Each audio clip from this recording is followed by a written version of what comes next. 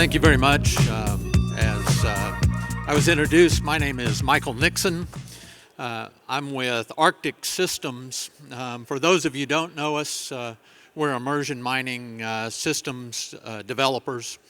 But my talk today comes really from some conversations that we started with some of our clients. As immersion mining is becoming more and more prevalent, the decisions that you have to make in immersion start to overwhelm. There are lots of variables associated with it, and the question is, how do you optimize those things? You bought two pizzas. One or two miners. When you have 10 miners, you can manually adjust those parameters to achieve your KPI or key performance indicators. So today I want to talk about the approach that we take at Arctic in really developing the bigger system perspective of immersion mining. So the first question you have to ask is, what is it that we're going to accomplish in this process? You've heard a lot of people talking about various aspects of mining today. You've heard some operational guys talk about operations cost. You've heard about return on investment for system installation cost. Certainly we've talked about power. Even the messages that we have about power supplies and their ability to handle the actual hashing power of the individual miners. We've heard about miners and their individual variances. How do you manage those so that each miner is optimized? So obviously we want to make money at this. Some people are in it for the perspective of the technology, but I would say that most people that are here are because they have a profit motivation. Profit simply is income minus expense. However, the complication of that is income varies with time, as does expense. And so really, I present this as a little more complicated mathematical issue. At each point in time, the goal is to maximize both income and at the same time minimize expense in the process. Now, with a volatile solution that you're creating, that becomes problematic. We want to increase the income in a shorter and shorter amount of time because the volatility of the Bitcoin itself leads us to make certain decisions. Similarly, we saw messages about curtailment, about the variability in power pricing, and how the future looks, that will become more and more of a critical aspect of your mining farm performance. So, in essence, total profit over a year, over a month, actually becomes what is the profit in any instantaneous point in time, based on all the parameters you have. What are the challenges for successful immersion mining? A lot of things that we're managing is immersion brings up some additional benefits along with the challenges of managing the complexity of immersion system. Obviously, immersion is more complicated than an air mining system. So you better get additional benefits from that process. How do those benefits look in the face of that concept of optimization of profits? Well, first of all, you have to optimize the performance data. If you're not collecting the data, you don't really know what you're optimizing.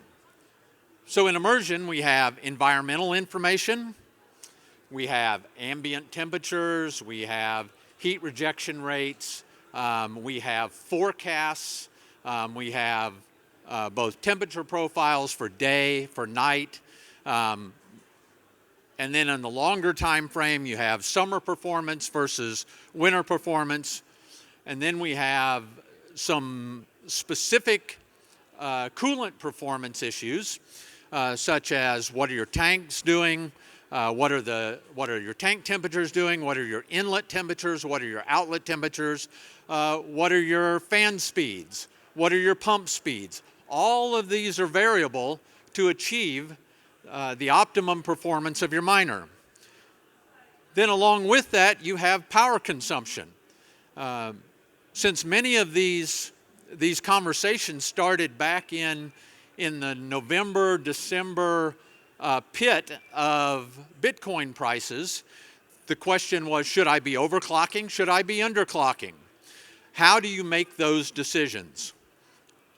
Most people said, well, I should underclock because I want to create some return on investment for my hardware, but I don't want to use so much power that when Bitcoin price is low, that we're running at a negative profit or at a loss. Then the question is, what is my hash rate information?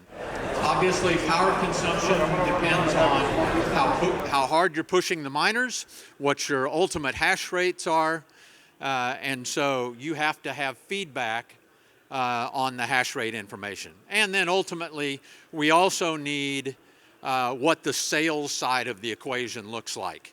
What is our real-time Bitcoin pricing information look like?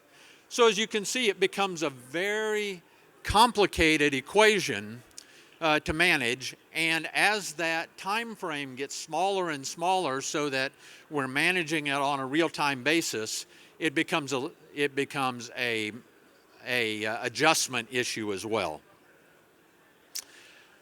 How is optimization accomplished with so many conflicting variables? I say conflicting because if you want to minimize cost, you can turn power down. But if you turn power down to its limit, then your hash rate goes to zero. So there's got to be an optimization in that process somewhere. All of the variables can be optimized in their own individual sphere, but what you really need to do is optimize the system as a whole. So my background's in technology, and when I was a lowly graduate student, I worked for a very smart individual. It happens to be a professor by the name of Nick Holoniak. Nick was the inventor of the LED and the first solid-state laser. And our lab at Illinois back in the 70s, when I was there in the 70s, the red LED had been created, and the green was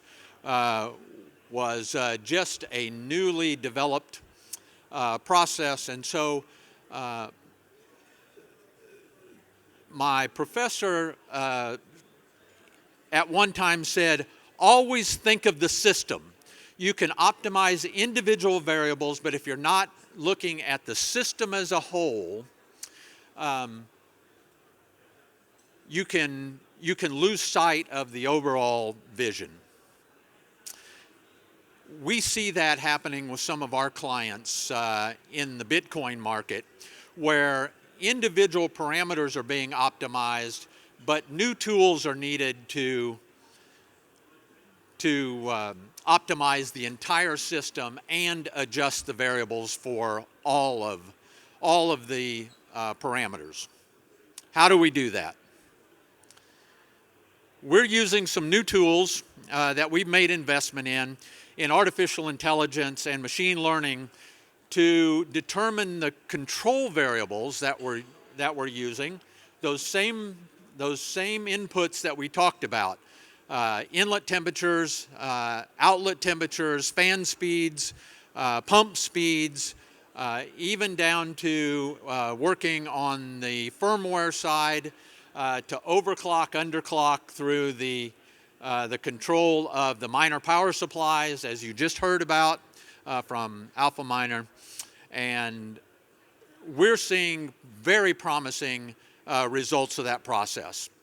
Furthermore, on top of that, we're using another tool called robotic process automation. For those of you that's a new term for, robotic process automation allows us to control entire systems automatically. It's easy to control one machine, but when you have a farm that has thousands of machines, you need some new tools to accomplish that process. And so we believe that the future of that is not only the combination of analyzing the variables with artificial intelligence and machine learning, but also to incorporate the adjustment of the entire system in real time with robotic process automation. We look forward to looking at the management console people as well as the firmware in how to incorporate those in an entire system. I see that I've run over my time period, but if you have more questions, come see us at Arctic Systems, and we'd love to talk to you about your projects. Thank you very much.